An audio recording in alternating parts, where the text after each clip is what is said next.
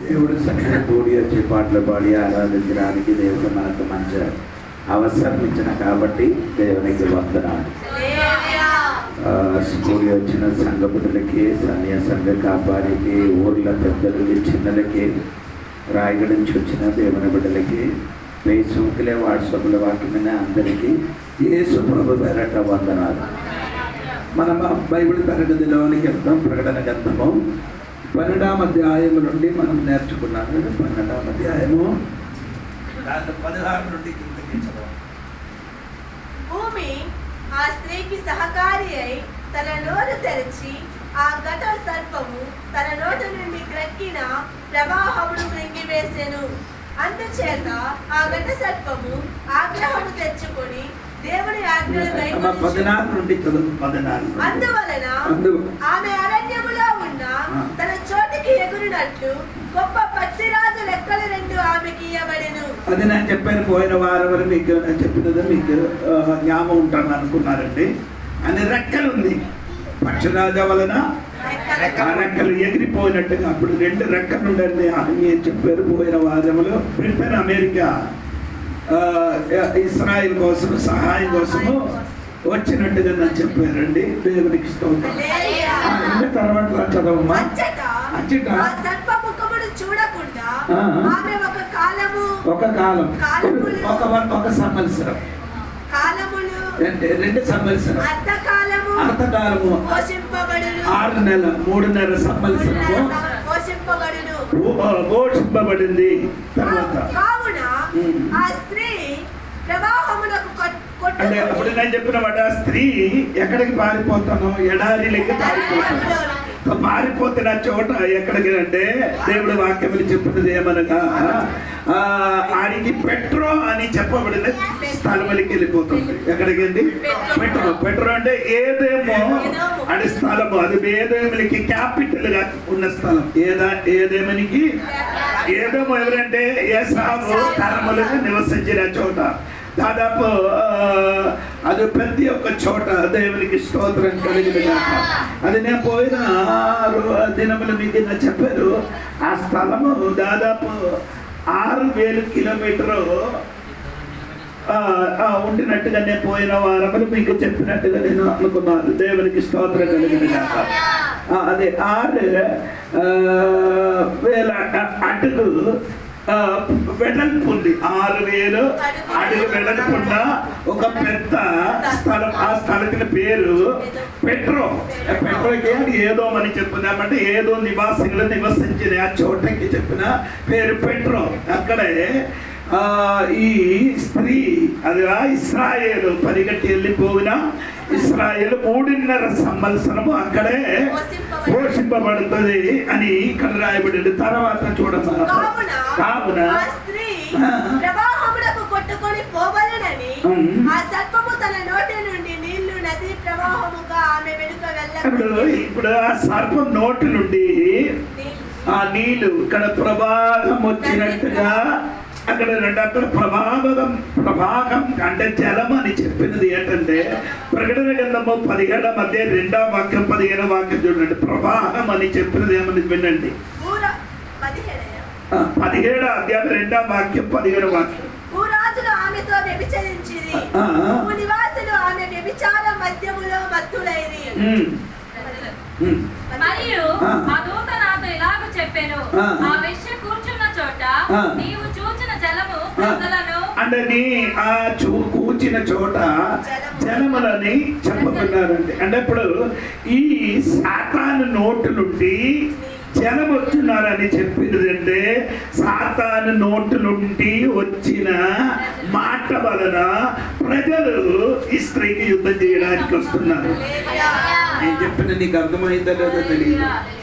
సాతాను నోటి నుండి నీళ్ళు వచ్చారు కదా, నీళ్ళు అని చెప్పినది అంటే సాతాను చెప్పిన మాట విని ఆ ఇశ్రాయేల్ ప్రజలకి యుద్ధం చేయడానికి కొన్ని ప్రజలు వస్తున్నారన్న.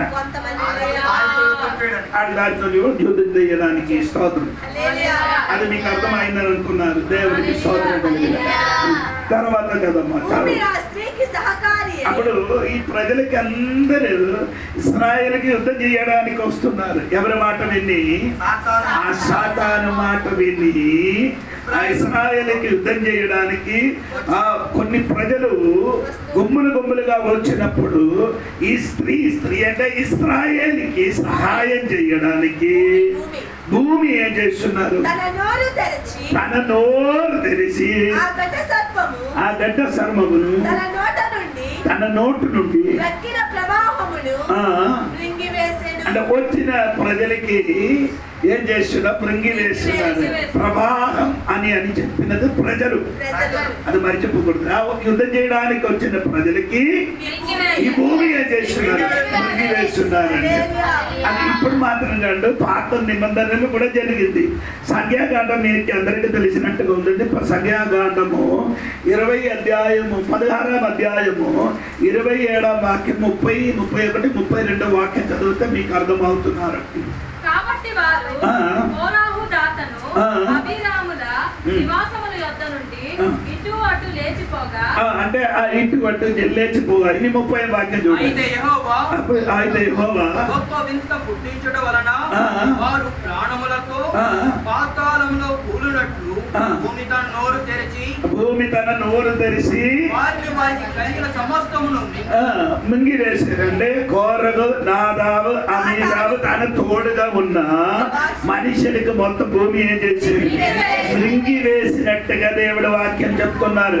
ఆనాడు మోసకి నిరోధంగా ఆనాడు ప్రవర్తించిన ఆ ముగ్గురు కుటుంబము నాదాబు అమీదాబు కోరగు ఆడు మాత్రం కాదు, ఆ కులములు పెట్టిన వారందరికీ ఏం చేశారు? భూమి మృంగి వేసినట్టుగా ఇశ్రాయేలుకి ఎదురుగా వచ్చిన ప్రజలకి భూమి ఏం చేస్తున్నారు? మృంగి వేస్తున్నారంట. అంటే ఇశ్రాయేలుకి సహాయం చేయడానికి అమెరికా బ్రిటన్ వస్తున్నది ఒక పక్క, కానీ సాతాను తోడుగా సైన్యములు వచ్చి ఇశ్రాయేలుకి నాశనం చేయడానికి వచ్చినప్పుడు దేవుడు తప్ప వేరే ఎవరి సహాయం లేదు. కానీ దేవుడి శక్తి వచ్చినప్పుడు ఏమైందండి? భూమి నోరు తెరవేయబడింది.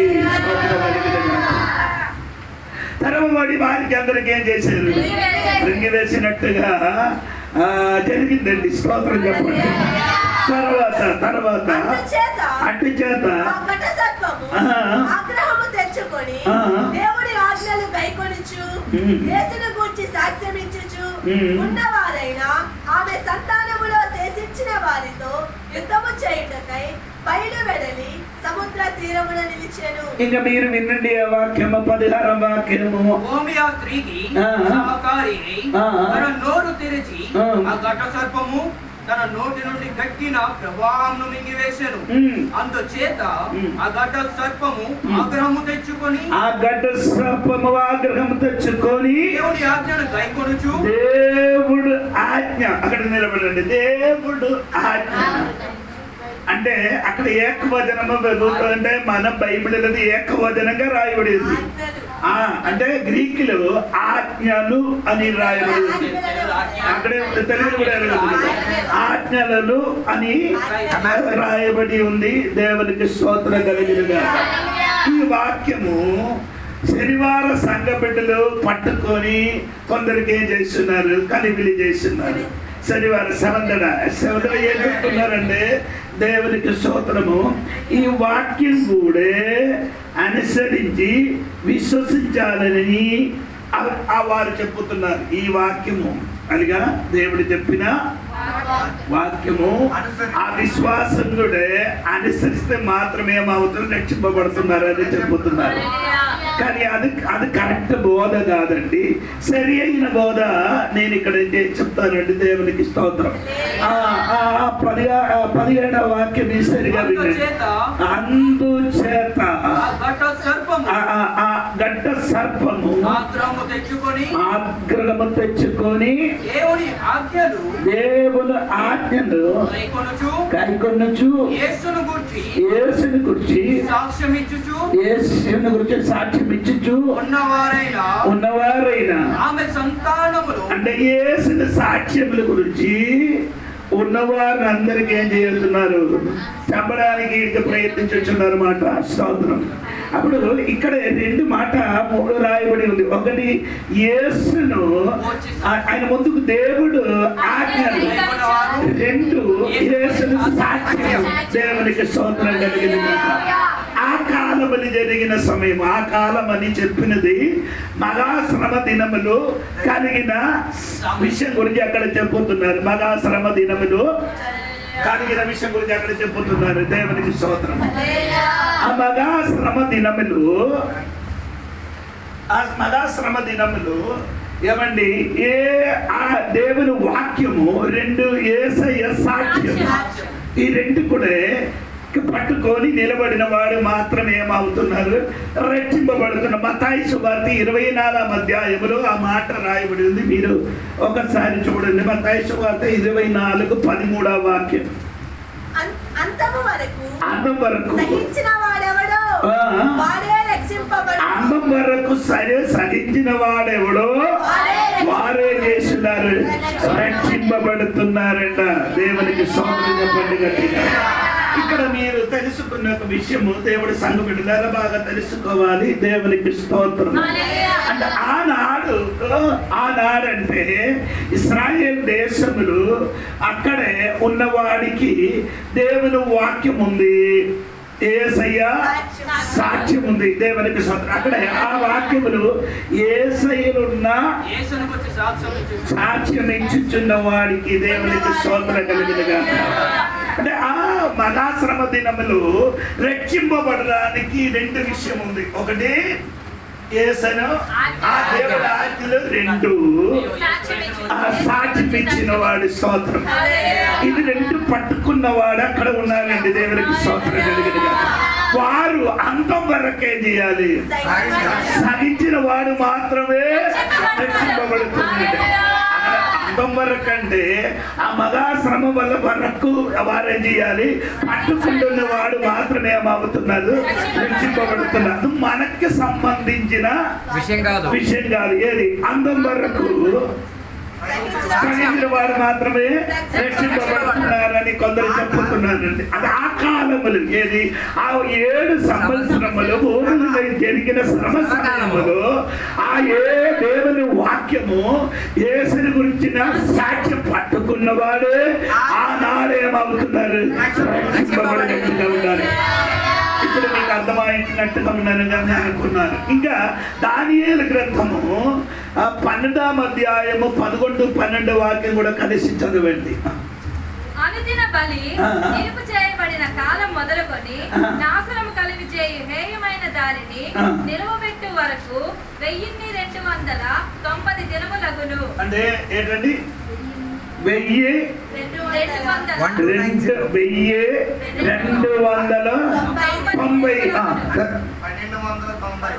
చదవండి. 1335 దినములు. అప్పుడు రెండు సంఖ్య అక్కడ రాయబడింది. ఒకటి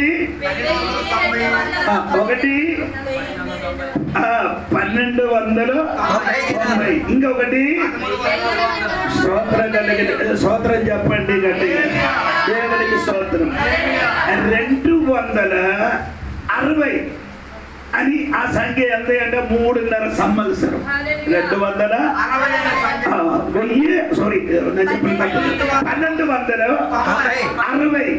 1260 అంటే 3.5 సంవత్సరం. ఓకేనా? దానిలోనికి 30 రోజు కలపాలి. 30 రోజు ఏం చేయాలి, కలిపినప్పుడు ఎంత వచ్చింది?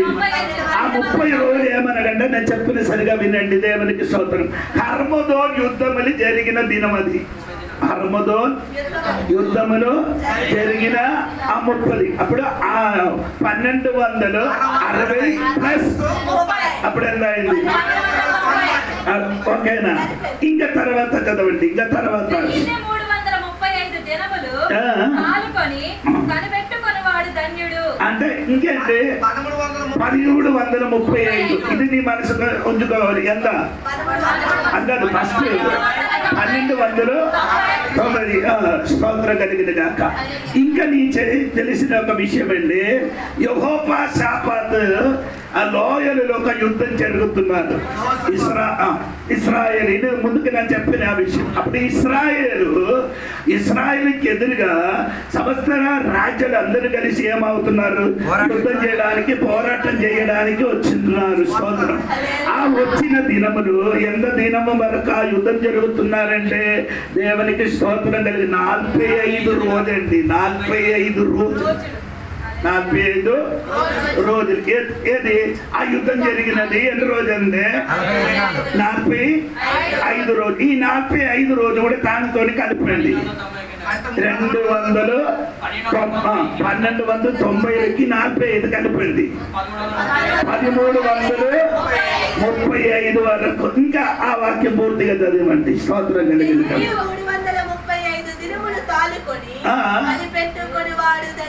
స్తోత్రం. ఆ దినముల వరకు కనిపెట్టిన వాడు స్తోత్రం కలిగిన అల్లేదో చెప్పండి గట్టి. వారందరూ రక్షింపబడుతుంది. దేవునికి స్తోత్రం కలిగిన. ఇప్పుడు నేను చెప్పిన మాట నీ మర్చిపోకూడదండి. దేవునికి స్తోత్రం కలిగిన గాక. అప్పుడు ఇశ్రాయేలు అప్పుడు ఏమవుతున్నారు? రక్షింపబడుతున్నారని చెప్పినది ఏమనగా అది కిందకి ఒక మాట కూడా ఉంది. అది కూడా నీ చదవండి. 12వ అధ్యాయము 17వ వాక్యం. దేవుని ఆజ్ఞలు గైకొనుచు యేసును గూర్చి సాక్ష్యమిచ్చుచు ఉన్నవారైనా ఆమె సంతానము. అంటే వారికి స్త్రీకి ఏముంది? సంతానం ఉంది అని చెప్పుతున్నారండి. ఇశ్రాయేలు ప్రజలకు ఒక సంతానం వచ్చినారు. ఏమనకంటే ఆ సాక్షిని చెప్పిన 2 సాక్ష్యం వస్తుంది కదా. ఆ సాక్షులు వచ్చి దేవుడు వాక్యములకు ప్రకటిస్తుంది. ప్రకటించినప్పుడు చాలా మందిలో రక్షింపబడుతుంది. కాదు కాక ఇంకేంటి అంత్యక్రీస్తు చాలా మందికి ఏం చేయడం? హతం చెయ్యడము. యేసయ్య మనిషిగా వస్తుంది, మమ్మల్ని రక్షణ కలుగుతున్నానని నమ్ముకొని కొందరున్నారు. 3 విధములు ఉన్నారు. ఒకటి అంటే 2 సాక్షులు వచ్చి సువార్త ప్రకటించినప్పుడు మారు మనసును పొందినవాడు. స్తోత్రం. కొందరికి అంత్యక్రీస్తు ఏం చేసిన? చంపుతున్నది. దేవునికి స్తోత్రం. 6 రక్షణ పొందినవాడు. 3 యేసయ్య కొరకు ఎదురు చూసిన వారికి దేవునికి స్తోత్రం కలిగిన. అదే స్త్రీ సంతానం అని చెప్పినది. అర్థమైందో లేదో ఏమో. స్తోత్రం. అర్థమవలేకపోతే ఒకసారి చెప్తాడు. దేవునికి స్తోత్రం కలిగి 2 సాక్షులు చెప్పిన ఒక మాట విని మారుమనసు పొందారు. ఎక్కడ? 7వ అధ్యాయంలో ఎంతమందిలో? 1,44,000 స్తోత్రం కలిగిన గాక. అనగా దేవునికి స్తోత్రం. అది కాక చాలా మందికి ఏం చేశారు? చేశారు. వారు హతసాక్షిగా ఉన్నవాడు.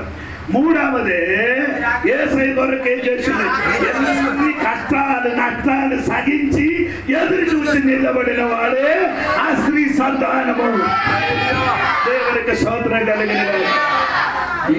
అంత్యక్రీస్తు టైంలో ఉన్నవారా లేదా చనిపోయిన వారా? అంత్యక్రీస్తు సమయంలో చనిపోయిన వారు ఉన్నారండి.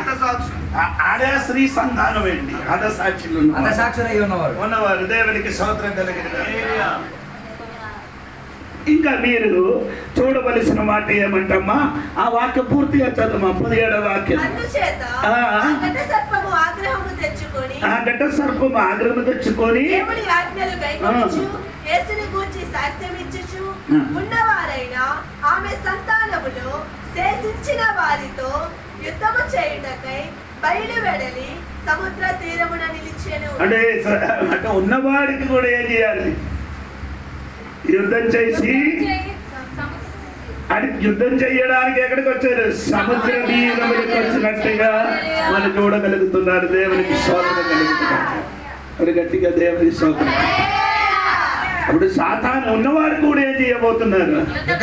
చేయడానికి దేవునికి స్తోత్రం కలిగిన గాక. ఇంకా మనం నేర్చుకున్న 13వ అధ్యాయం అది కొంచెం జాగ్రత్తగా మనస్ఫూర్తిగా వింటే మాత్రమే మీకు అర్థం అవుతున్నారు. అందుకని శ్రద్ధ కలిగి విన్నారు, లేకపోతే అర్థం అవ్వదు. 13వ అధ్యాయము 1 నుండి మీరు చదవండి. 1 నుండి 3 వరకు చదవాలి. మరియు 10 కొమ్ములను 7 తలలను గల యొక్క క్రూర మృగము సముద్రముల నుండి పైకి వచ్చుట చూడండి. ఒక మృగము ఎక్కడ నుంచి వచ్చింది? అప్పుడు సముద్రం అని చెప్పినది ఏది? చెప్పేది అంటే ప్రకటన గ్రంథము 17 చదవండి. మరియు ఆ దూత నాతో ఇలాగ చెప్పాను, ఆ వేశ్య కూర్చున్న చోట నీవు చూచిన జలములు ప్రజలను జన సమూహం నీ చూచిన ఆ జలములు ఎవరు? ప్రజలు. అప్పుడు పుట్టిందని చెప్పినప్పుడు అప్పుడు ఎక్కడి నుంచి వస్తున్నారండి? సముద్రం నుండి వస్తున్నారు. ఆ తర్వాత అచ్చట చూచి తిని దాని కొమ్ముల మీద 10 కిరీటములను, అంటే ఇది 10 కొమ్ముంది, కిరీటం ఉంది, దాని తలల మీద దేవ దూషణకరమైన పేరును ఉండెను. నేను చూచిన మృగము చెట్టపులిని పులి ఉండెను. స్తోత్ర కలిగిన అదే 10 కొమ్ములున్నా ఒక్కడు వస్తున్నారట. దేవునికి స్తోత్రం కలిగిన అది ఇక్కడ లేదు. అది నేను ప్రకటన గ్రంథంలో ఉన్న ఆ చార్ట్ ఉందండి. అది తర్వాత చెప్తానండి. సరే చూడు. ఆ చూచిన మృగమా సముద్రములుగా వచ్చిన మృగములు చూడండి. ఒకటి ఎలాగ ఉందండి? చిత్తపులి. ఒకటి చింతపులి. చూడండి ఇక్కడ ఎక్కడ ఉందండి చింతపులి. 2 దాని పాదములు తన పాదం కాదు ఆయన కాలు వెలగ ఉందండి. ఇది ఎనిగి వంటి కాలు అలన. తర్వాత దాని నోరు సింహపు నోరు వంటిది. ఎడ్ర బాబు సింహపు నోరు వంటి ఏది? ఆ సముద్రములో వచ్చిన ఆ ఘోర మృగం. ఒక మృగం కాదు, ఒక మృగం కాదు. నీ చెప్పండి నీకు అర్థం అవ్వదు. ఒక్క మృగం కాదు, 3 మృగములు కలిసి ఉండే ఒక మృగం. ఆయన అర్థం అంటే 3 మృగములకున్న ఆ 3 విధములున్న స్వభావం చెందిన ఒక్కడే ఎక్కడి నుంచి వస్తుంది? సముద్రంలో జన ప్రజల మధ్య నుండి బయటికి వస్తున్నట్టుగా దేవుడు వాక్యంలో చెలవుతున్నారండి. దేవుడికి స్తోత్రం కలిగింది. ఈ వచ్చిన వాడ చాలా మంది ఘోరమైన మనుషులు. ఏది? చిత్తపులి ఎలాగ ఎంత స్పీడ్ ఉందో అంత స్పీడ్. ఆయనకి చూసినప్పుడు చాలా అందంగా కనిపించిన అందంగా ఉంది. రెండవదే ఎలుగుబంటి. అంటే చూడండి దానికంటే బలం ఉన్నది. దేవునికి స్తోత్రం. 3వ మృగము సింహము అని రాయబడిందండి. స్తోత్రం. పైన ఉంది, పైన. స్తోత్రం. ఇది అక్కడ నిలబడింది. ఇంకా మనము నేర్చుకుని ఇది అక్కడ నిలబడి ఇంకా బయట ఎక్కడికి వెళ్ళాలి? దానియేలు గ్రంథములకి రావాలి. దానియేలు గ్రంథములకి వస్తే మాత్రమే మనకు అర్థమవుతున్నారు. దేవునికి స్తోత్రం కలిగింది. దానియేలు గ్రంథము 2వ అధ్యాయము 7వ అధ్యాయము 8 అదే ఈ 3 అధ్యాయములు ఉన్న విషయమే మనం నేర్చుకున్నారు. దేవునికి స్తోత్రం. ఇంకా చూడండి దానియేలు గ్రంథము 2వ అధ్యాయము 31 నుండి కిందకి చదవండి. రాజా తాము చూచుచుండగా బ్రహ్మాండమగు ఒక ప్రతిమను కనబడెను గదా. ఈ గొప్ప ప్రతిమ మహాప్రకాశమును భయంకరమునైన రూపమును గలదై తమని ఎదుట నిలిచెను.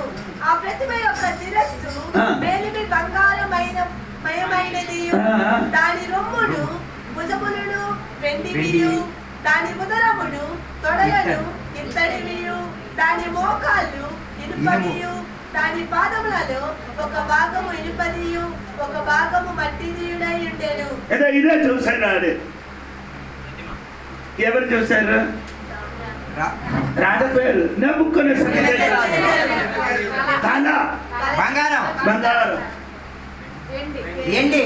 ఇది 2 చెయ్యి ఉంది. అది ఎలాగుంది? రొమ్ము. దాని రొమ్ము ఎండివియు, దాని ఉదరము అంటే కడుపు, ఇత్తడి. ఇది 2 ఇంకా కిందకి దాని మోకాలు ఇనుపయు దాని పాదములలో ఒక భాగము ఇనుపయు ఒక భాగం మట్టి.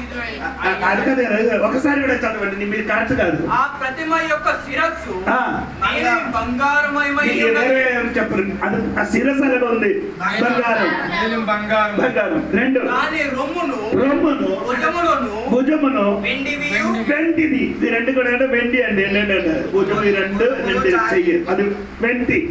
దాని ఉదరము తొడలను ఇత్తడి. ఇది ఇంత వరకు ఏమవుతుంది, ఇది ఇత్తడి. ఇది నానా భాగం. దాని మోకాలు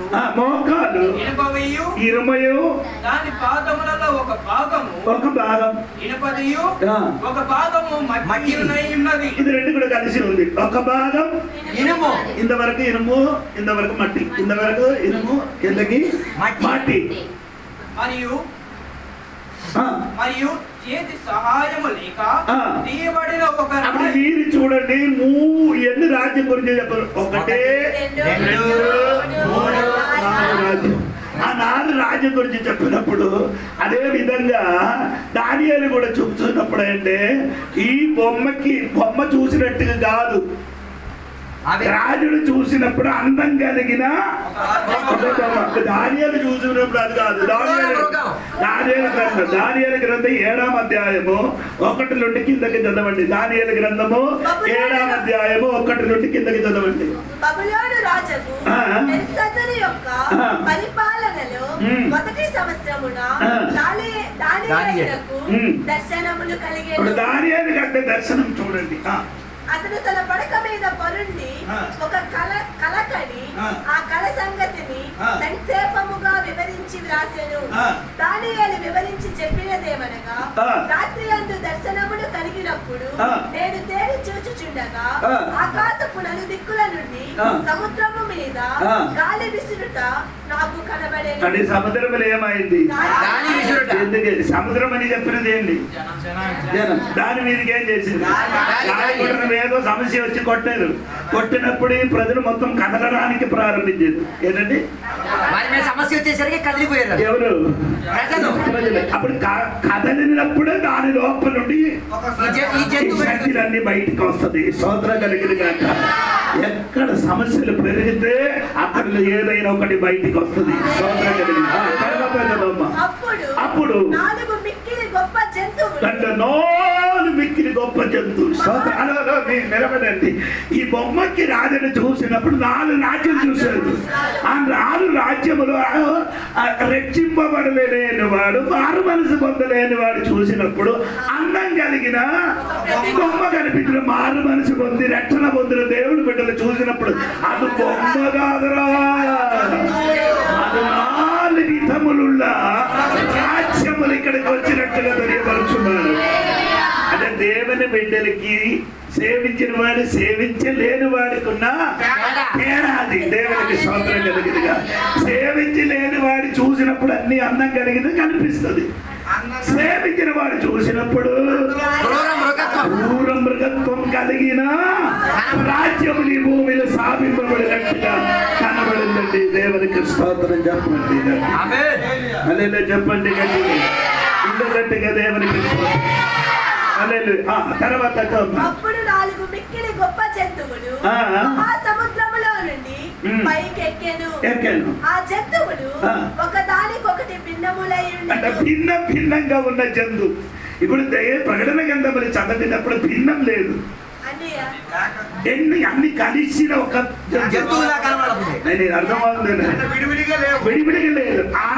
ఆ స్వభావం కలిసి ఉన్న ఆ జంతువు. చదవమ్మా. అంటే మొదటి ఏనండి సింహం. సరే, దానికి పక్షిరాజు రెక్కల వంటి రెక్కలుండే 2 రెక్కలు జరగని చెప్తాను. నేను చూచుచుండగా దాని రెక్కలు తీయబడినవి కనుక మనుష్యుని వలె అది పాదములు పెట్టుకొని నేలపైన నిలువబడెను. మొదటి సింహం చూసారు. స్తోత్రం. ఇది చూడమ్మా కిందకి. మరియు మానవ మనస్సు వంటి మనస్సు దానికి ఇయ్యబడెను. నేను చెప్తాను. రెండవ జంతువు ఎలుగుబంటి. ఎలుగుబంటి. అది ఒక పార్శ్వము మీద పండుకొని తన నోట పండ్ల మధ్య 3 ప్రక్కటముకలను పట్టుకున్నది. అది నోట్లో ఏముంది? ఒక చెయ్యేమైంది పైకి, 3 చెయ్యి రాసుకున్నాడు, ఒక చెయ్యి పైకి, ఒక చెయ్యి పట్టుకున్నారు. అందుకు అర్థం ఉంది. 3 ఎమ్మకలు ఏమవుతున్నారు? అది నోటిని పట్టుకున్నారు. అది 3 రాజ్యం. తర్వాత నేను చెప్తాను. కొందరు లెమ్ము విస్తారముగా మాంసము భక్షించుము అని దానితో చెప్పిరి. అటు పిమ్మట అది చిత్త పులిని పోలిన ఒక జంతువుని చూచి దాని వీపున పచ్చి రెక్కల వంటి 4 రెక్కలు ఉంది. ఆడికి దానికి 4 తలలు. ఇదేంటే ఇది ఎవరంటే తెలుసా? అలెగ్జాండర్ అండి. గ్రీస్ సామ్రాజ్యం. అది నేను చెప్తాను. ఇదేది సామ్రాజ్యం అంటే తెలుసా మీకు? మాధ్య పార్శ్వరాజ్యం. అందుకనే ఈ 2 అది నేను తర్వాత చెప్తాను. పైన ఉన్నది చదవమ్మా. దానికి ఆధిపత్యం ఇయ్యబడెను. రాత్రి అందు నాకు దర్శనములు కలిగినప్పుడు నేను చూచుచుండగా ఘోరముడు భయంకరమునకు 4వ జంతువు ఒకటి కనబడెను. భయంకరము 4వ జంతువు ఒకటి కనబడింది. సోదరులు 4వ జంతువు ఘోరం ఉంది, భయంకరం. తర్వాత చదువు. అది తనకు ముందుగా నుండిన ఇతర జంతువులకు భిన్నమైనది. అది 3 ఉంది కదా, దానికంటే భిన్నం. అదే దానియేలు గ్రంథం ప్రకటన గ్రంథము 13వ అధ్యాయం చదివినది. అది మహాబల మహత్యములు గలది. దానికి పెద్ద ఇనుప దంతములు, అనుకున్న పళ్ళు ఇనుప దంతములు ఉంది, కొమ్ములు ఉంది, పళ్ళుంది, 10 కొమ్ములు ఉంది. అది సమస్తమును భక్షించుచు తునియులుగా చేయుచు మిగిలిన దానిని కాళ్ళ క్రింద అనగద్రొక్కుచుండెను. సరే అండి, ఇది నీకు అర్థమైందన్నాడు. దేవునికి స్తోత్రం కలిగింది. అప్పుడు మొదటి మనం నేర్చుకోవడానికి వెళ్తున్నారు రోమా సామ్రాజ్యం. ఇది ఎవరు చూశారు? నెబుకద్నెజర్ చూసినది. తల రోమా సామ్రాజ్యం. అదే బాబిలోను. మొదటి బాబిలోను దానియేలు చూశాడు. నెబుకద్నెజర్ అదే చూసినప్పుడు, దానియేలు చూసినప్పుడు అది సింహం కనబడినట్టుగా చూడగలుగుతున్నారు. ఇంకా మనము దానియేలు గ్రంథములకి తిరిగి రావాలి. దానియేలు గ్రంథము లేక తిరిగి రండి. దానియేలు గ్రంథము 4వ అధ్యాయము 30వ వాక్యం చూడండి. ఈ మహా విశాల పట్టణము నా బలాధికారములు నా ప్రభావ ఘనతను కనపరచుటకై నా రాజధాని నగరముగా నేను కట్టించినది కాదా అని తనలో తాను ఆయన నిలబడి ఏం చెప్పారు? అదిగో ఈ బాబిలోను నేను కట్టించింది. ఎలాగా కట్టారు? ఈ మహా విశాల పట్టణము బలాధికారములను ప్రభావ ఘనతతోని కట్టారు అని ఈయన నోటితోని చెప్పారు. అంటే బాబిలోను గురించి కొన్ని మాట చెప్పిన తర్వాత మళ్ళీ నేను వస్తానండి. దేవునికి స్తోత్రం కలిగింది. అది నీకు ఏమంటే బాబిలోని చుట్టూ ఏమంటే 120 ద్వారం ఉంది. ఏమండి? 120 ద్వారము. ఇంకా కాక 3 పెద్ద ద్వారం ఉంది. 3 పెద్ద ద్వారం. అంటే ఈ బబిలోను చుట్టూ ఏమైందంటే తెలుసా? పెద్ద కానా పెట్టారు. కాలువ పెట్టి కాలువల లోపలికి ఏమైంది? నీళ్లు పెట్టారు. ఏది శత్రువు అయినా బయటికి ఇల్లుండి ఇక్కడికి రాకుండా స్తోత్రం కలిగిన కాక అనగా ఉండినప్పుడు, అనగా జీవించిన సమయము అప్పుడు ఈ రాజుడు మనసులు చెప్పారు, ఇదన్నీ నేను కట్టేసాను. అది కాదంటే ఆంగిన్ గార్డెన్ ఉంది. ఆంగిన్ గార్డెన్ ఏంటి ఏం చెప్తున్నారు తెలుగులో? హ్యాంగింగ్ గార్డెన్, ఏలాడుచున్న తోట. ఏలాడుచున్న తోట కట్టడానికి సాధారణంగా కాదండి, పెద్ద ఒక తోట కట్టారు. అంటే అంత ధనం చెందిన వ్యక్తి బబిలోను బాగా ఉన్నాం. స్తోత్రం కలిగిన కాక అలాగా ఉండినప్పుడే ఈ దర్శనం చూశారు. దేవునికి స్తోత్రం కలిగిన గాక. ఆ దర్శనం చూసి పిమ్మట ఈయన చెప్పారు, ఇదన్నీ నేనే చేశారని చెప్పిన వెంటనే ఈయనకేం కలిగింది మీరు అది చూడాలి. అది 32వ వాక్యం, 4 మధ్య 32వ వాక్యం చూడండి. 32 దేవుడు వెంటనే ఒక స్వరం వినిపించారు, నిన్ను మనుషుల నుండి తరమేరు, నీ అటవీ జంతువుల మధ్య నాశనం నివాసం చేయించి పశు వదలే గడ్డి తింటున్నారు. అంటే 7 సంవత్సరము నెబుకద్నెజరు మనుషుడు రూపం మారి పశువులుగా మారిపోయింది, గడ్డి తిని తిరిగారు. దేవునికి స్తోత్రం కలిగిన. ఇది జరిగిన మునుపు దానియేలుకి అంటే ఈ రాజుడు ఒక స్వప్నం చూశారు, ఒక కళ చూశారు. 4 అధ్యాయములు చూసినప్పుడు, దానియేలు గ్రంథం 4వ అధ్యాయములు చూసినప్పుడు ఆయన ఒక చెట్టు చూశారు, అందం కలిగిన ఒక చెట్టు చూశారు. బ్రహ్మాండమైన చెట్టు. ఆ చెట్టు కింద అనేక మంది పశువులు వచ్చి ఏం చేస్తున్నారు, నివసించుతున్నారు. దాని కొమ్ములలో ఆకాశ పక్షులు వచ్చి ఆ కొమ్ములను గూడు కట్టుతున్నారు. స్తోత్రం కలిగింది, గూడు కట్టుతున్నారు. దేవునికి స్తోత్రం. ఎవరి గూడు కట్టుతున్నారు? ఆకాశ పక్షులు. ఆ చెట్టు వేరే ఎవరు కాదు, ఎవరు నెబుకద్నెజరు. స్తోత్రం కలిగింది గాక. ఆ దేవుడు నెబుకద్నెజరు రాజునికి ఒక కళ చూపించారు, అంటే బ్రహ్మాండమైన ఒక చెట్టుని చూపించారు. దేవునికి స్తోత్రం. ఆ చెట్టు పైన ఎవరున్నది? పక్షులుంది. కింద ఎవరుంది?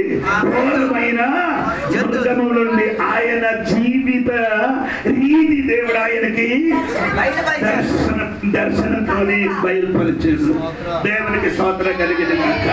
అంటే మీరు ఇది చదివినప్పుడు మత్తయి సువార్తలో పరలోక రాజ్యం గురించి దర్శనం చెప్పినప్పుడు ఏమంటే అక్కడ ఒక మాట, ఒక మనుషుడు తన చేతులుండి ఆవగించి తీసుకొని వచ్చి ఏం చేశారు? విత్తనం వేశారు పొలములు. ఆ పొలములు వేసిన వెంటనే అదేమైంది? అది ములచి పెద్ద చెట్టుగా మారింది. ఏది? స్తోత్రం. ఆవగింజ ఎప్పుడు కూడా చెట్టగా మొలదు. ఎందుకంటే ఎక్కువ అయితే 12 అడుగు 15 అడుగు వరకు అది ఉండొచ్చు. స్తోత్రం కలిగింది. ఇప్పుడు అది కాదు, పెద్ద చెట్టుగా మారిన వెంటనే దాని లేని ఎవరు కూర్చోబడుతున్నారు? ఆకాశల పక్షులు. స్తోత్రం కలిగింది కాక. ఆయన అర్థం ఏమంటే దేవుడు చెప్పినది ఏమంటే సంఘం చిన్నదైంది. అవును కదా, నువ్వు సువార్తని చెప్పుతున్నారు. చిన్న సంఘము ఎవరి మధ్యలో నివసిస్తున్నారు? తోడేళ్ళ మధ్యలో మీరేమవుతున్నారు? చిన్న సంఘం. చిన్న మందలారా మీరు ఎక్కడ నివసించున్నారు? చిన్న సంఘము కొన్ని దినములు సంవత్సరం దాటిన తర్వాత సంఘం ఏమైంది? పెరగడానికి ప్రారంభించింది. సంఘం ఏమైంది? పెరగడానికి. మొదటి 3000. అవును కదా, నేనే అపోస్తలుల కార్యములు పీతర్ గారు ఒక ప్రసంగం చెప్పినప్పుడు 3000 మంది మారిపోయింది. ఇంకా కొన్ని సంవత్సరం బాధ 5000 అయింది. ఇంకా కొన్ని సంవత్సరం బాధ 7000 అయింది. ఇంకా కొన్ని సంవత్సరం లెక్కలేని విధానంగా మారింది. ఇప్పుడు ఇదిలోనికి పక్షులు రావడానికి ప్రారంభించింది. ఎవరు? మొదటి పక్షిగా వచ్చిన అననీయాస్. ఏ పక్షి అది? ఏం పక్షి? అబద్ధం చెప్పిన పక్షులు ఈ సంఘ కొమ్ములు కూర్చున్నారట. ఆ సంఘ కొమ్ములు సంఘ లోపల ఈయన కూడా, కానీ మనకు తెలియదు ఏది అననీయాస్ ఎవరు అసభ్యులు తెలియదు. కానీ ఆత్మపూరుడు అయిన పీతర్ గారికి అర్థమైంది, వచ్చిన వారు స్వభావ తీరుగా మనిషిని అర్థమైపోయింది. దేవునికి స్తోత్రం. అదే మన అనన్యాస్ మాత్రం కాదు, ఇంకేంటి తిమోతియోస్ పత్రికలు కూడా రాయబడినప్పుడు హుమనియోస్ అని చాలా మంది అబద్ధ బోధకుల సంఘం లోపలికి వచ్చినట్టుగా రాయబడి ఉంది. అది మాత్రం కాదు, 6వ అధ్యాయం అపోస్తలుల కార్యము 6వ అధ్యాయంలో చెప్పినప్పుడు నికోలోనియా అని నేను చెప్పారు. దేవునికి స్తోత్రం కలిగింది. అంటే నికోలోనియా బోధ కూడా సంఘ లోపలికి వచ్చిందండి. చాలా విధముల అబద్ధ బోధకులు చెప్పిన విశ్వాసులు పరిశుద్ధంగా జీవించలేని కొందరు సంఘం లోపలికి వచ్చి హాయిగా గూడు కట్టి స్తోత్రం కలిగింది కాక అల్లెలు చెప్పండి. అందరికి ఇక్కడ గూడు కట్టి ఉండడానికి ఉన్న స్థలం ఉంది. ఎందుకు? పరిశుద్ధమైన శక్తి సంఘ లోపలిలో సరిగా ప్రవర్తించలేదు కాబట్టి ఈ కూర్చున్న వ్యక్తి గూడు కట్టుతున్నాడు. స్తోత్రం. పేతురు దగ్గర గూడు కట్టుకొని వచ్చారు అననీయ సభ్యులు. ఏంటి? సంఘం మధ్యలో నిలబడి అబద్ధం చెప్పడానికి భయం లేదు. అవును కదా, సంఘ సభ్యుల మధ్య సంఘ సభ్యులే లేబోలు ఇదిగోని పీతరు గారి లోపలికి పరిశుద్ధాన్ని శక్తి రాలేదా అనుకో, ఈతని ఈ సంఘానికి సెక్రటరీ అయిపోతారు. ఎవరు? ఆడికి స్థలం అమ్మేశాడు. అందరూ స్థలం అమ్మేసాడు. పోనీ నా విషయం విడిచిపెట్టి చెప్తున్నా. స్థలం అమ్మినప్పుడు ఈ గారి కూడా ఏం చేయాలి? పొలం ఏం చేయాలి? పొలం ఏమైంది? అమ్మినప్పుడు ఈడు కూడా ఏం చేశారు? మీరు చదివితే వారందరూ పొలములన్నీ అమ్మేసి అది ఆ డబ్బులన్నీ తీసుకొని ఎవరి దగ్గరికి పెట్టారు? అపోస్తలులు కాలు కింద పెట్టారు ఆ డబ్బుల్ని. ఇది చూసినప్పుడు అననీయ సభ్యులకి కూడా రాజు కలిగింది. మన స్థలం కూడా ఏం చేయాలి? మన పొలం కూడా అమ్మేద్దాం. మన పొలం కూడా మొత్తం ఏం చేయాలి? అమ్మేసి ఆ డబ్బు మొత్తం ఏం చేయాలి? మందిరంలోకి తీసుకొని రావాలి. వచ్చే చర్యలో కొంత సెటిల్మెంట్ చేసుకున్నారు. ఈ మధ్యన అక్కడ కూడా భోజనం చేస్తున్నారు. ఏమంటే బబులోనిలో వస్తువులు ఎవరు తీసి ఏం చేశారు? హాయి పట్టణంలో యుద్ధం చేసి గెలిచినప్పుడు దేవుడు చెప్పారు, హాయిలు ఉన్న ఏ వస్తువు ఏం చేయకూడదు. అదేమండి? అది ఇప్పుడు ఒక పాట గారు చెప్పాడు, అట్టమండి వెంగారం అన్ని చర్చికి తీసుకొని ఇవ్వమంటారు. ఎవరైనా విన్నారా లేదా నాకు తెలియదు. విన్న వాళ్ళు సొంతం కలిగింది. పోనండి అప్పుడు నేను చెప్పిన మాట అంటే ఈయన డబ్బులన్నీ ఇచ్చారు. డబ్బు మొత్తం ఇవ్వలే, కొంత ఇంటికాడ దాచాడు. సగం ఇచ్చారు, సగం ఇంకా భార్య కూడా కొన్ని సమయం తర్వాత వచ్చానండి. అప్పుడు ఈ సంఘం లోపల ఇప్పుడు అనగంటి వాడే ఏముంది ఉన్నది, రోజుకి రోజు పెరుగుతున్నది. ఏది? స్తోత్రం కలిగింది కాక. అబద్ధాలు చెప్పినప్పుడు అదే విధంగా ఆ నెబుకద్నెజరు జీవితములు కూడా అనగంటి జీవితం ఉంది. దేవునికి స్తోత్రం. ఆ జీవితం నుండిన కాబట్టి దేవుడు చెప్పారు స్తోత్రం. ఇది ఒక కళ చూపించారు. కళ చూపించినప్పుడు కూడా దానియేలు దాని అర్థం కరెక్ట్ గా విభజించి చెప్పారు. అప్పుడు కూడా ఇతనికి ఏం రాలేదు, మాన మనసు కూడా పశ్చాత్తాపము రాలేదండి. అప్పుడు దేవుడు ఒక వ్యక్తికి నాశనం చెయ్యన ముందుకు దేవుడు కొన్ని దాని ముందుకు ఒక హింట్ అంటే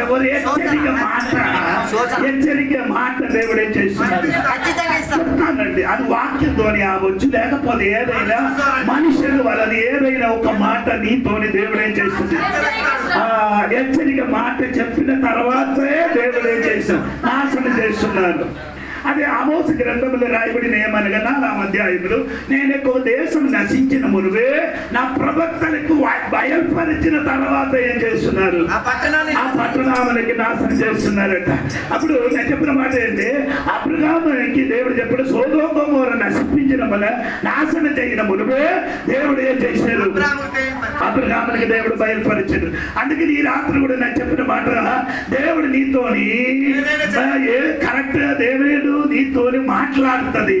నీ హెచ్చరిక మాట్లాడిన తర్వాత దేవుడు నీకేదైనా శిక్షిస్తాడు. స్తోత్రం కలిగిన గట్టిగా దేవుడికి స్తోత్రం.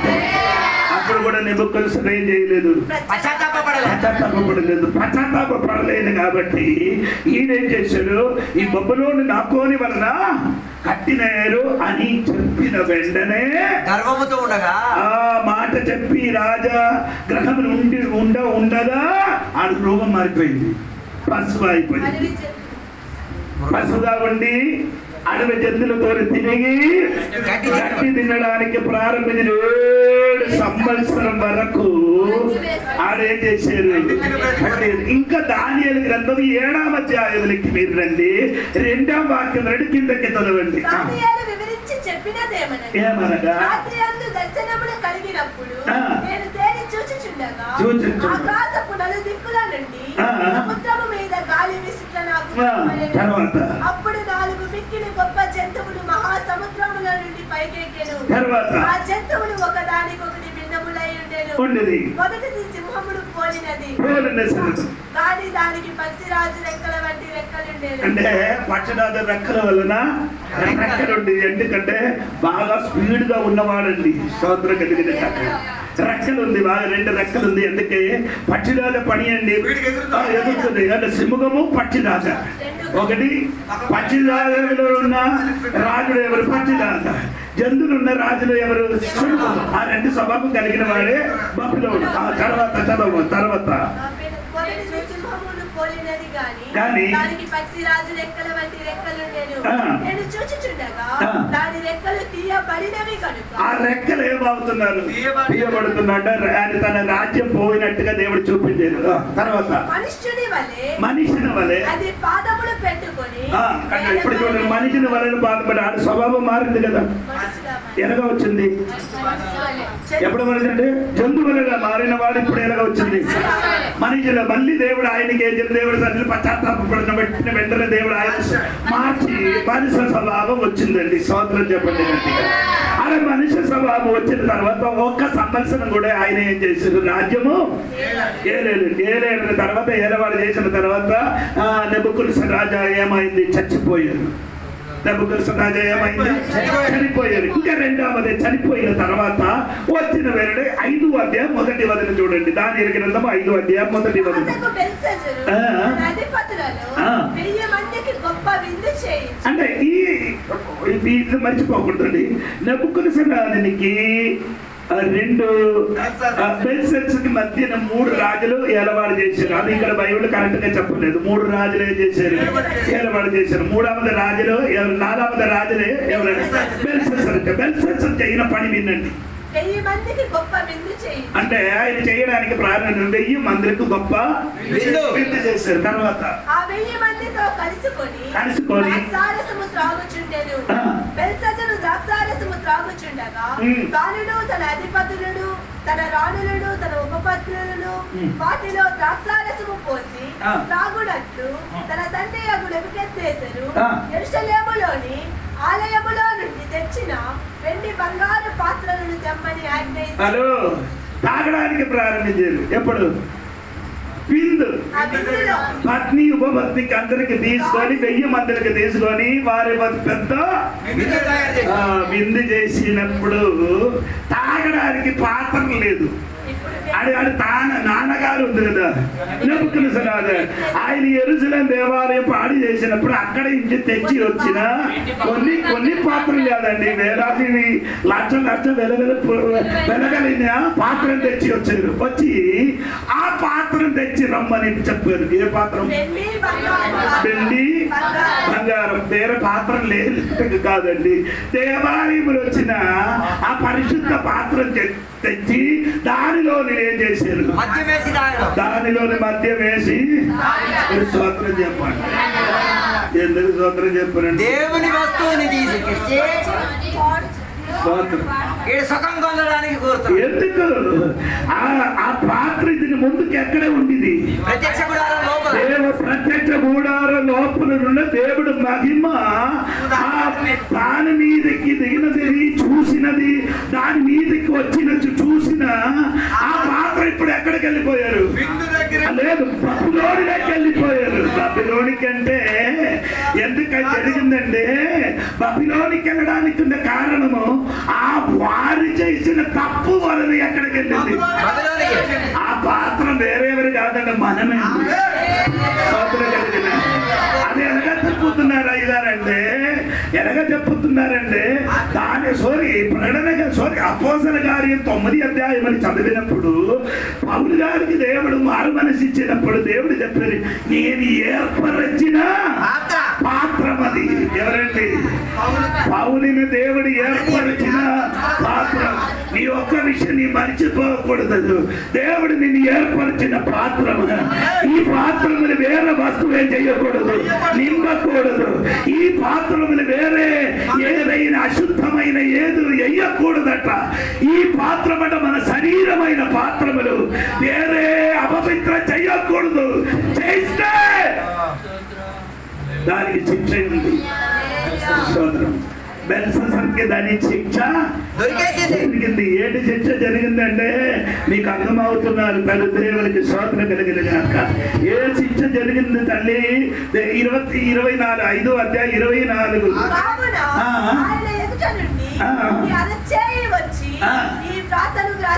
స్తోత్రం చెప్పండి. మరి అరచేయి వచ్చి ఏం చేశారు? రాత రాశాను. ఏం చేశానండి? ఏంటి? చదవ. ఏమనగా మెనే మెనే తెకేలు ప్రశ్న. అది ఎలాగా? ఇది అంటే అక్కడ ఉన్న ఎవరు కూడా ఏం చేయలేదు, ఈ అర్థం చెప్పలేదు. ఎందుకు చెప్పలేదు? మీరు ఇప్పుడు బైబిల్ చదివిన ఎలాగా? ఎక్కడ నుండి ఎక్కడికి? బైబిల్ మీ వాక్యం చదివేది ఎక్కడి నుంచి ఎటు? ఎడమపక్క నుండి కుడి. ముస్లిము కుడి పక్కన నుండి. ఈ భాష చదివిన అలగ కాదు, పై నుండి కిందకి, పై నుండి మెనే మెనే అలగ చదవాలి. ఈడే అందరూ వచ్చి ఎలాగ చదివేది. అలగ చదివేది ఆడికి అర్థం అవ్వలేదు. అర్థమైందా లేదా? స్తోత్రం చెప్పండి.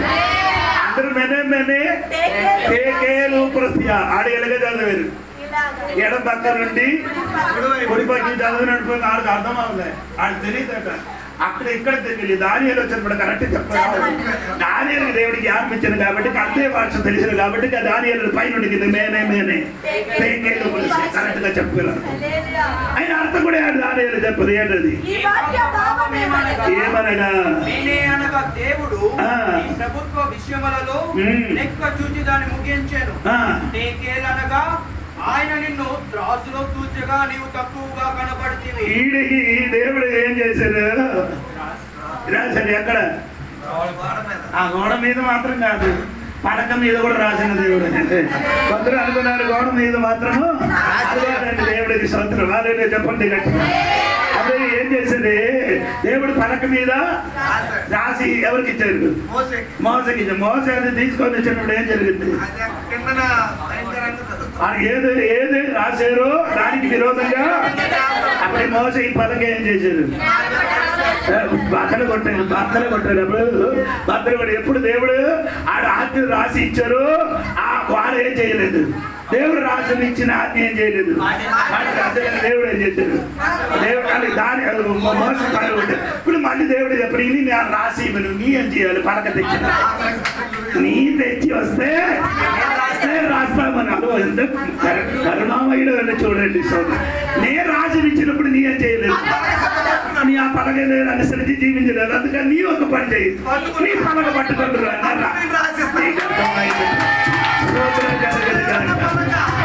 చెప్పండి. నీ తీసుకొని వచ్చినది దేవుడు రాసుకున్నారండి.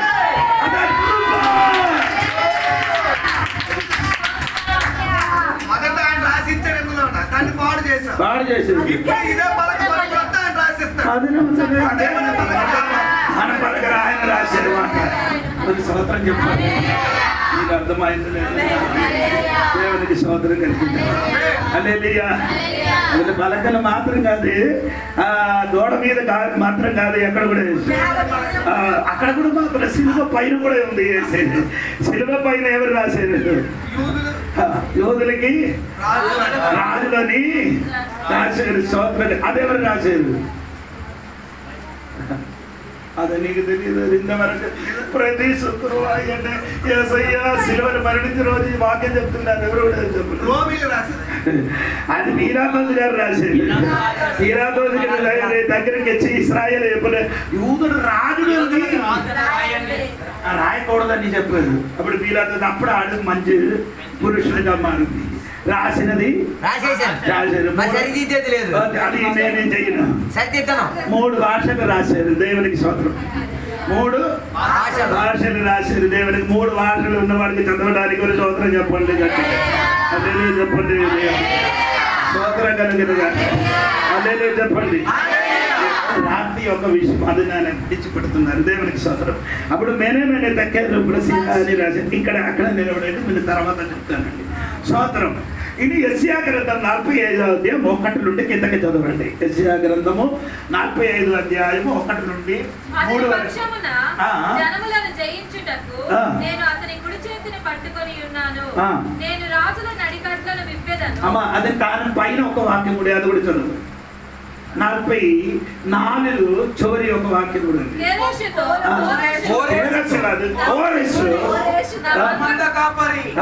నా చిత్తమందు నెరవేర్చువాడా అని చెప్పువాడను. ఎవరు? మంద కాపాలి అట. వీడికి ఏ మంద ఉందో. కోరేస్ ఎవరండి? రాజు. రాజు ఎవరు? ఈయన దేవుడి బిడ్డలు కాదు, అన్యుడే. దేవుడి బిడ్డలు కాదు, అన్యుడే. ఆ అన్యుడికి దేవుడు ఎలాగ పిలిచారు? నా మంద కాపరి, నా అభిషక్తుడట. ఎప్పుడు అభిషేకం చేశాను నాకు తెలియదు. అనేది చెప్పలేదండి. దేవుడు చెప్పుతున్నాడు. దేవుడు ఒక్క మనిషినికి ఎంచబడినది మీరు చూడండి. ఒక మనిషినికి ఏర్పరిచిన పద్ధతి చూడండి. ఎందుకంటే బబిలోన్ నాశనం చేయడానికి దేవుడు ఒక్కడికి ఏర్పరిచాడు. దేవుడికి సోదరుడు. అది దేవుడు బిడ్డలు కాదు, ఒక అన్యుడికి దేవుడు ఏర్పడలేదు. ఆయనకి ఈ పేరు చెల్లి పేరు పెట్టి పిలిచిన మాత్రం కాదు. నా మనిషి నా కాపాలి సోదరు, మంద కాపాలి. మందరికి మాత్రం కాదు, నా అభిషక్తుడట. సోదరం కలిగిన ఇది మనసులో ఉంచుకొని 45వ అధ్యాయం మొదటి కిందకి జనములను జయించుటకు నేను అతని కుడి చేతిని పట్టుకొని ఉన్నాను. అయ్యో దేవుడు చెప్పరా, రాజుడికి నేను చేస్తున్నారు. కుడి చేత పట్టుకున్నారు. దేవుడికి స్తోత్రం. ఈయన ఈ కోరేస్ 7 విషయం చేశాడు. అందుకని తర్వాత చెప్తాను. ఇది కింద కోరేస్ విషయం గురించి చెప్పినప్పుడు నేను చెప్తాను. ఇది ఎనుగుబండి విషయం గురించి చెప్పినప్పుడు నేను చెప్తాను. 7 విషయంలో వాడు దేవుడి కొరకు చేశాడు. అది ఒకటి ఏమంటే యెరూషలేము దేవాలయం కట్టడానికి సహాయం చేశాడు. స్తోత్రం కలిగిన గాక. అంటే దేవుడు బిడ్డలకు ఆలోచించండి. దేవుడికి స్తోత్రం. దేవుడు వాక్యములో ఒకటి ఉందండి. అదే సామెతల పుస్తకము 23వ అధ్యాయం మొదటి వాక్యం ఒకసారి చూడండి. సామెతల పుస్తకము 23వ భోజనము చెయ్యు నీవెవరి సమక్షమున నావో బాగుగా యోచించుము. తర్వాత నీవు తిండిపోతేనా? అది కాదు 20 చూడండి. 20 చూడండి. 21 నీ పనిలో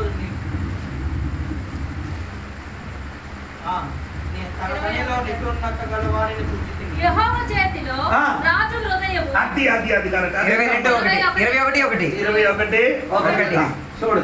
యెహోవా చేతిలో రాజు హృదయము. నీటి కాలువలే స్తోత్రం చెప్పాలి. యెహోవా చేతిలో నీటి కాలువలే. అది కాదండి, నీటి కాలువ దగ్గర యెహోవా చేతిలో రాజు హృదయం.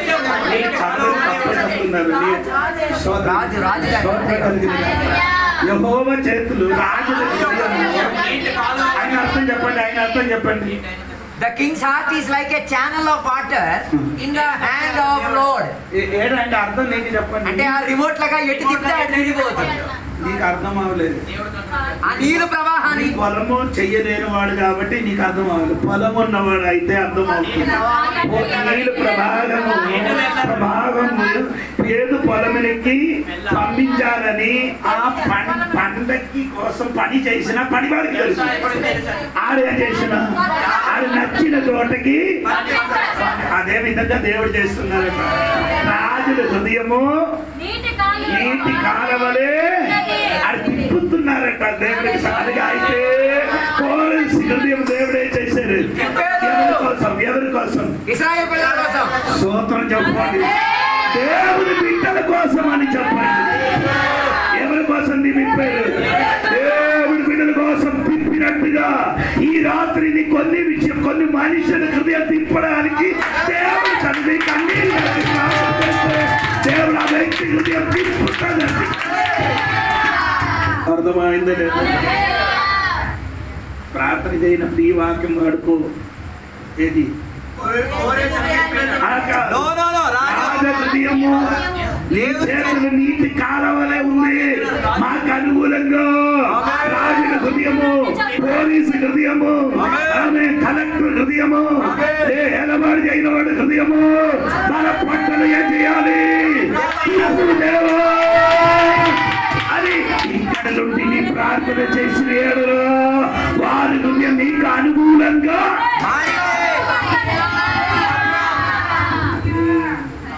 మీరెవరు ప్రార్థన చేయదు, వాక్యం పెట్టి ప్రార్థన చేయరు.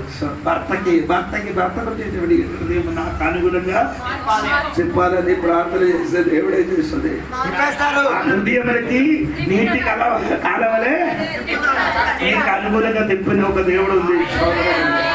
అందుని సంబంధించిన వాక్యం పొందిపోనండి. నేను అక్కడికి వెళ్ళలేదు. దేవుడికి స్తోత్రం కలిగిన అప్పుడు కోరలసిన హృదయములు దేవుడు మాట్లాడడానికి ప్రారంభించారు. ఇన్ని యెషయా గ్రంథం 45వ అధ్యాయానికి రండి. అతని పక్షమున జనములను జయించుటకు నేను అతని కుడి చేతిని పట్టుకొని ఉన్నాను. అంటే దేవుడు అతనికి కుడి చేతి పట్టుకున్నారట. నేను రాజుల నడికట్లను విప్పెదను. అంటే కోరవేసిన ఎప్పుడు కోరిస్తే నీ భయపడొద్దు, రాజుల నడుము కట్టిని నేనేం చేసింది ఆయన అర్థం చెప్పండి. నడువు కట్టి ఉంటే మాత్రమే నిలబడుతుంది. లేకపోతే శక్తి అంటే రాజుల శక్తికి నేనేం చేశాను? తీసివేస్తానండి. ఆ తర్వాత స్తోత్రం చెప్పండి. ఎదుట ఎయ్యకూడదు, ఎయ్యదు తలుపులు తీసను అని యెహోవా తాను అభిషేకించిన కోరేషును గురించి సెలవిచ్చుచున్నాడు. ఇది కోరేసే నీ భయపడు. నీ బబులోనికి వెళ్తున్నారు కదా యుద్ధం చేయడానికి. అక్కడికి నీ వెళ్ళినప్పుడు నిన్ను చేయి నా పట్టుకున్నా. రెండు అక్కడే ఉందా నిప్పారు కదా. బెల్సిస్టర్ ఏం చేయొచ్చు? నీళ్ళు ఇది తాగినప్పుడు ఏది మందు తాగి కూర్చున్నప్పుడు గోడ మీద ఏమైంది? చేతి రాసినప్పుడు ఏమైంది?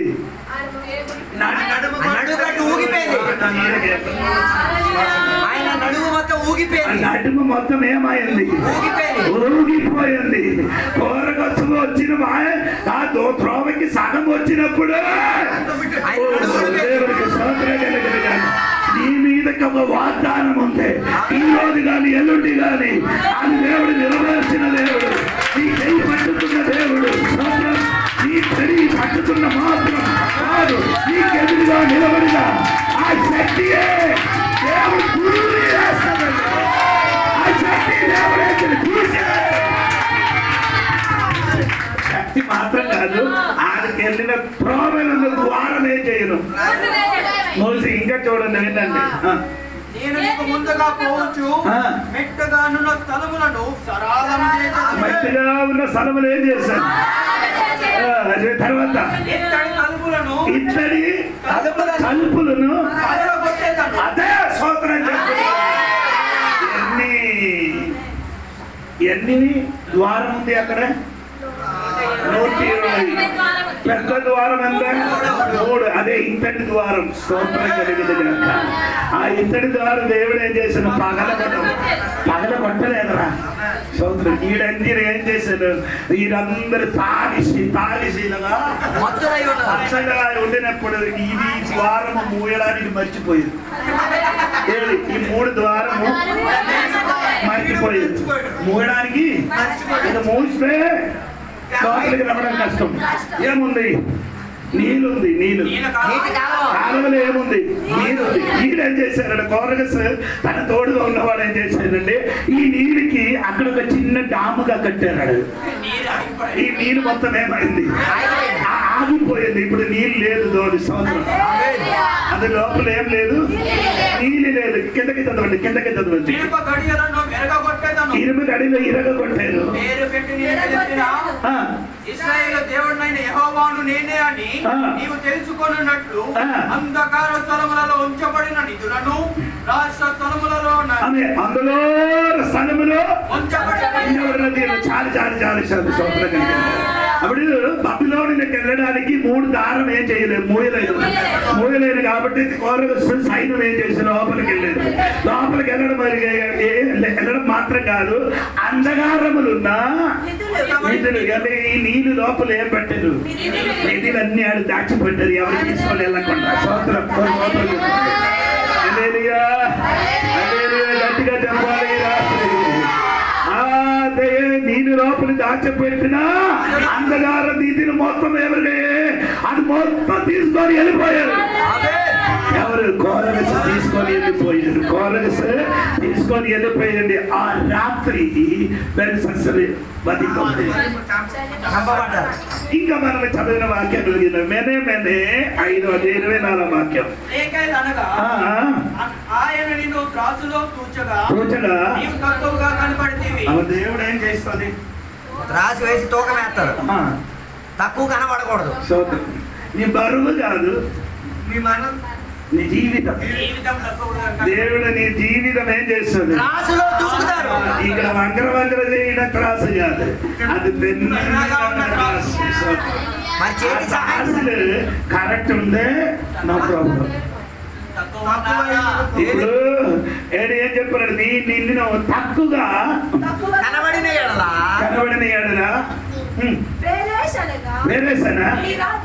నీ రాజ్యం ఏం చేశారు?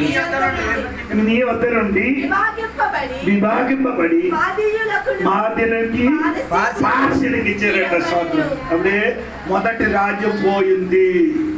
ఏది? బబులోను రాజ్యం పోయింది. దేవునికి స్తోత్రం చెప్పండి. మరి గట్టిగా స్తోత్రం చెప్పాలి అని నాకు తెలియదు. దేవునికి స్తోత్రం ఎప్పుడు జరిగిందంటే, నేను చెప్పిన మాట వినండి. దేవునికి స్తోత్రం కలిగింది కాక. మరి గట్టిగా స్తోత్రం చెప్పండి. హల్లెలూయా హల్లెలూయా చెప్పండి గట్టిగా. దేవునికి స్తోత్రం కలిగింది కాక. బీసీ అంటే క్రీస్తు పూర్వం. BC before Christ. క్రీస్తు శకము 539 అక్టోబర్ 12 జరిగిన సంగతి ఇది. ఏమండి? ఏది? ఈ నెబుకద్నెజరు ఆ రాజ్యము అందమైంది. దేవునికి స్తోత్రం. ఆ రాత్రి బెల్షస్సర్ చదవండి.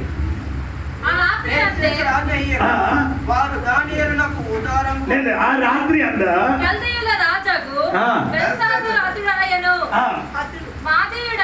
మాదీయుడు దార్యావేషు ఇప్పుడు 2 రాజు వచ్చారు, కోరగస్, దార్యావేషు.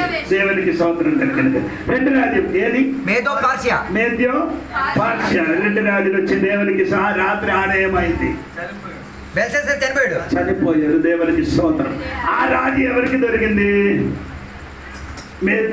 మేద్యో పార్షియాకి ఆ రాజు దొరికిందండి. దేవునికి స్తోత్రం. అంటే ఇంగ్లీష్ నేను చెప్తున్నానంటే మేద్యో తెలుగులో కొంచెం మాధ్య పార్షియా రాజు ఎవరికి దొరికింది? కోరేషుకి దార్యావేషుకి రాజ్యం దొరికింది. ఆ రాజ్యములున్న మొత్తము నిధులు ఎక్కడికి వెళ్ళిపోయారు? రాజ్యములకి తీసుకొని వెళ్ళిపోయారు. దేవునికి స్తోత్రం. అనగా బబిలోన్ సామ్రాజ్యం అందమైంది. దేవునికి స్తోత్రం. లేదా చెప్పండి. తర్వాత వచ్చినది ఏది? సిల్వర్ అంటే ఫస్ట్ ఏదండి? బంగారం. రెండవది అది చూసినప్పుడు నీకు ఏదైనా అర్థం వచ్చిందా? పైనుంచి కొద్దిగా పవర్ తగ్గింది. పైన ఉన్న రాజ్యం కొంచెం మంచి రాజ్యం, డబ్బున్న ఆస్తి ఉన్న రాజ్యం. కిందకు వచ్చినప్పుడు దానికంటే కొంచెం తక్కువ ఉన్న రాజ్యం వచ్చింది. దేవునికి స్తోత్రం కలిగినగాక. ఈ రాత్రి అంతవరకు 8:30 అవడానికి 2-3 నిమిషములు ఉంది. దేవునికి స్తోత్రం కలిగినగాక. హల్లెలూయా. స్తోత్రం కలిగినగాక. గట్టిగా స్తోత్రం. ఈ రాత్రి దేవుడు బిడ్డలకు అర్థమైందా లేదా నాకు నాకు తెలియదు. దేవునికి స్తోత్రం కలిగిన గట్ట. మొదటి రాజ్యం ఏది? బబులోను రాజ్యం ఇప్పుడు ఏం లేదు. దేవునికి స్తోత్రం కలిగిన ఆ రాజ్యం పోయిందండి. దేవునికి స్తోత్రం. అది ఎక్కడ? బాగ్దాద్. దేవునికి స్తోత్రం కలిగి. ఇప్పుడు మళ్ళీ అక్కడ స్టార్ట్ అవుతున్నారు బాబు. స్తోత్రం. అదే పాకిస్తాన్. దేవునికి స్తోత్రం. ఇరాక్ లో దేవునికి స్తోత్రం. యూఫ్రటీస్ నది ఉంది, దాని దగ్గరే ఉండేది. ఏది? దేవునికి స్తోత్రం. మళ్ళీ అది కట్టడానికి రెడీ అవుతున్నారు. దేవునికి స్తోత్రం కలిగినగా. నీకు అర్థమైతే బ్రిటన్ ప్రెసిడెంట్ చెప్పారు. ఇంకా మనం అందరు విన్న ఒక్కొక్క రాజ్యానికి ఒక్కొక్క ప్రధానమంత్రి ఉంది కదా. అలాగే ఉంటే ఆవిడ ఒక్క రాజులు ఉంటే ఒక్కడే ఉంటే మా చాలా అని ఆడి చెప్పారు. స్తోత్రం.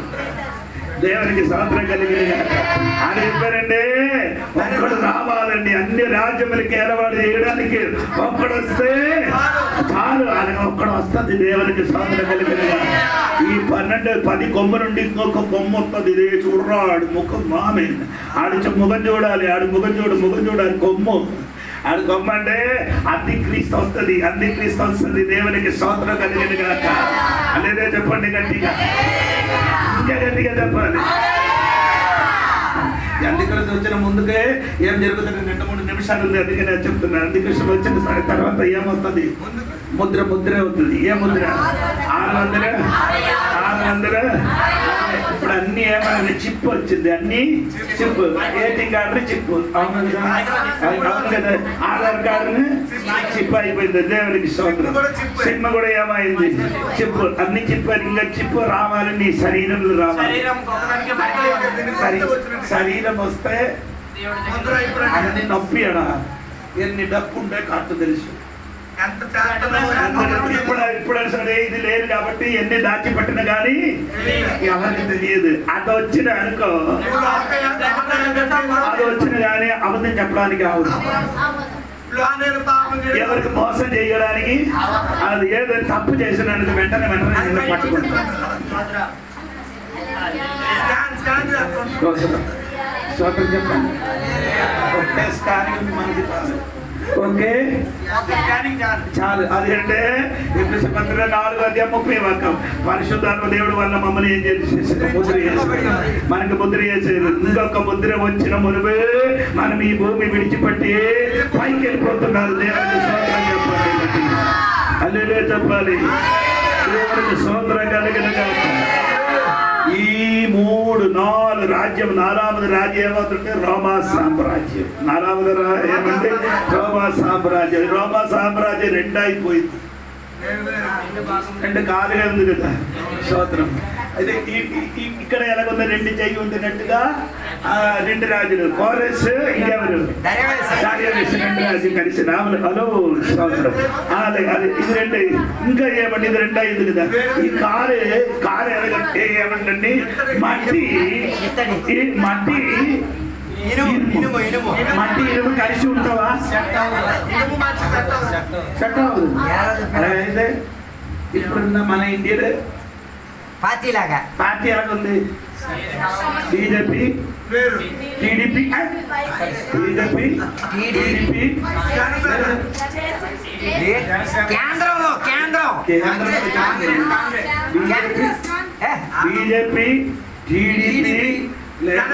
లేదు సమాజ్వాదీ పార్టీ. ఈయన ఏంటంటే ఆయన పేరు అఖిలేష్ బీహార్లో నితీష్ కుమార్. ఆయన పార్టీ. ఇద్దరికి నమ్మవే నమ్మదు. సంయుక్త పార్టీ. ఎప్పుడు ఇడే లాగుతుంది తెలియదు. ఎందుకంటే దేవుడు చెప్పారు మట్టి ఇనుము ఎప్పుడు కూడా కలవరా. ఇది ఇక్కడ మాత్రం కాదు, అన్ని చోట్ల కలవకుండా ఇక్కడ ఉన్నాను. ఒకటి మట్టి అయితే ఆ సమయంలో ఈడొస్తుంది. రాయి వస్తుంది. క్రీస్తు అయిన రాయి వచ్చి ఇదందరికి కొట్టి తన రాజ్యం సాగి గట్టిగా కలిగిన నాకే పార్టీ లేదండి. ఉన్న పార్టీ ఎస్ఐ పార్టీ. దేవునికి స్తోత్రం కలిగిన గాక.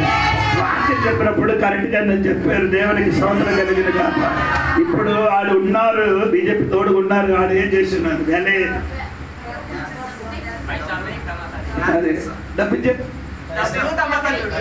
డబ్బు లేకపోతే తమాషా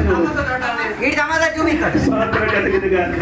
వీడు ఎప్పుడు విడిచిపెట్టి వెళ్ళిపోతాను తెలియదండి. దేవునికి లాలు చెప్పిందండి, మొన్న లాలు చెప్పింది ఆగస్టులో మళ్ళీ ఏమవుతుంది, ఎలక్షన్ అవుతున్నారని చెప్పుతున్నారండి. దేవునికి స్తోత్రం కలిగి. ఎందుకు ఆడు మామూలు చెప్పదు, ఏదో చూసుకొని ఆడు చెప్పిందండి. దేవునికి స్తోత్రం కలిగింది కాక. నాకు ఒక్క విషయం తెలుసు, ఇలాగా ఇది మొత్తం ఇలాగ జరిగినప్పుడు నా యేసయ్యా ఎక్కడ వరకు అయింది?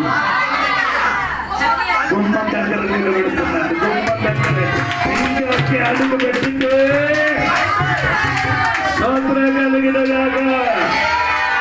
మనిషికి సంతించిన 6,000 సంవత్సరం, 6,000 సంవత్సరం. 6,000 తర్వాత ఇంక 7వ రోజు ఏమవ్వాలి? విశ్రాంతి. స్తోత్రం కలిగిన గాక.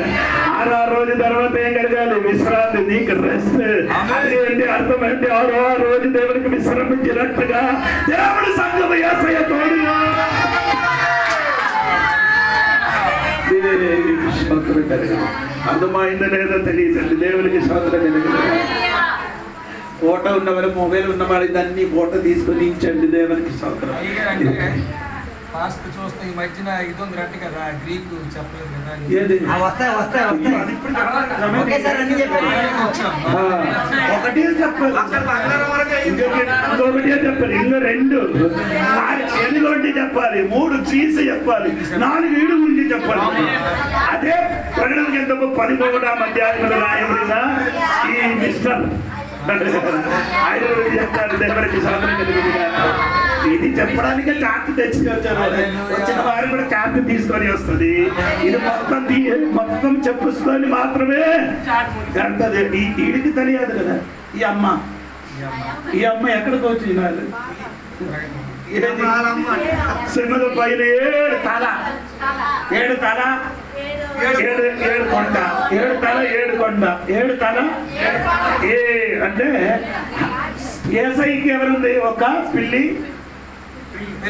పిల్లి కుమార్తె ఉంది. యేసయ్యకి అంత్యక్రీస్తుకుడు ఎవరు ఉండాలి? అంత్యక్రీస్తుకుడికి ఎవరు ఉండాలి? అదెవరు? ఈ అమ్మ ఏమమ్మా? ఆర్సీ సంఘము. ఆర్సీ సంఘం అన్ని సంఘం కలుస్తుంది. ఎవరు? అన్ని సంఘం కలిసింది ఎవరు? లేదు, లూథరన్. ఇంకేది ఉంది? అది కాదు, ఈ ఫాదర్ ఉన్నవాడు చెప్తున్నారు. స్తోత్రము అనగా బాప్టిస్ట్ కాదు. దేవునికి స్తోత్రం కలిగి. బట్టలు ధరించిన వాడు అందరూ ఆడుతోనికి వెళ్ళిపోతుంది. ఆడుతో వెళ్ళలేని వాడు మనమే. అంటే బాప్టిస్ట్, పెంటెకోస్టులో దేవునికి ప్రొటెస్టెంట్ మొత్తం ఇక్కడికి పోతుంది. వాక్యం మొత్తం అక్కడికి గెలిచిపోతుంది. మీకు అర్థమైందో లేదో తెలియదు. పోపు దగ్గరికి అందరు వెళ్ళి ఏం చేశారు? ముద్దు పెట్టుకుంటున్నారు. ఎవరు కూడా వెళ్ళారు. ఇప్పుడు మన ఇండియా ఉన్నప్పుడు కూడా వెళ్ళి ఇంకెవరు చెప్పారు? అడిగి ఇరాక్ వెళ్ళారు. ఆడు కూడా ముద్దు పెట్టారు. ఎవరు? ముస్లిం కూడా. మనం అందరం ఒకటే అట. ఆడు చెప్పారు మనం అందరూ కాబట్టి మనం ఒకట. ఎక్యుమెనిజం అంటే మీకు అర్థమైందా? మనం అందరూ బాయి మనమందరూ అన్న అక్క చెల్లి తమ్ముడు అంట. దేవునికి సోదరు కదా. నేను ఎందుకు ఇవన్నీ జరుగుతుంది. అన్ని సంఘములు అక్కడికి వెళ్ళిపోతుంది. ఎక్కడికి? ఈడ అమ్మ దగ్గరికి వెళ్ళిపోతుంది. స్తోత్రం కలిగింది కాదు. ఎత్తబడిన సంఘం, విడవబడిన సంఘం. అంటే నేను ఆ సంఘానికి ఎదురు కాదు, నేను ఆ సంఘానికి ఎదురు కాదు. ఉన్నట్టుగా చెప్తున్నారు.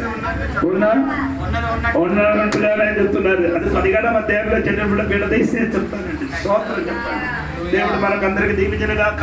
మొదటి రాజ్యం ఏమైంది? కూలిపోయింది. ఇంకొక రాజ్యం వస్తున్న కూలిపోగలేని ఒక రాజ్యం. అదే అసలు ఇకనైనా గాని ఇప్పుడైనా గాని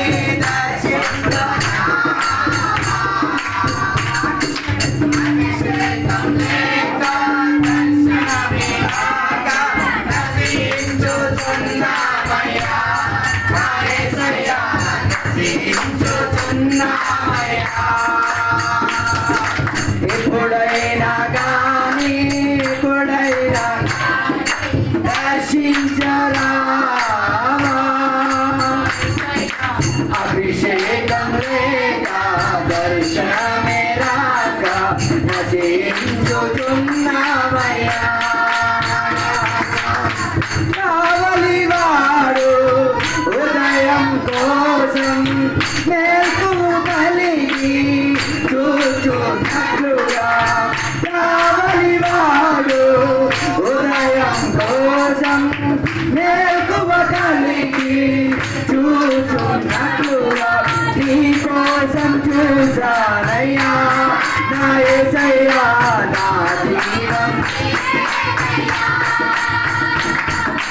నీ కోసం చూసానయ్యా నా యేసయ్యా నా జీవం ఇకనైనా కానీ ఎప్పుడైనా కానీ దర్శించరా నా యేసయ్యా అభిషేకం లేక దర్శనమే రాక నశించుతున్నారయ్యా.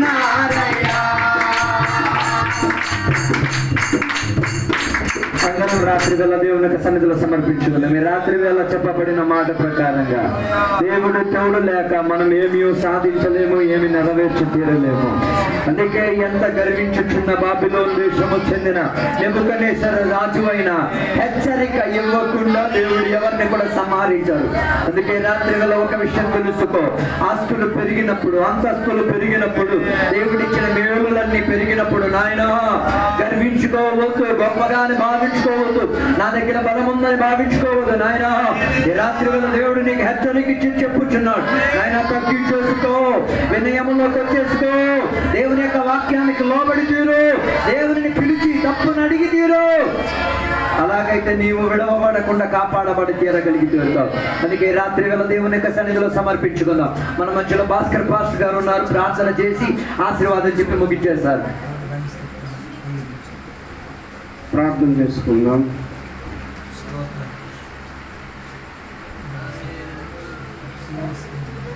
మమ్మల్ని దగ్గరగా ప్రేమించిన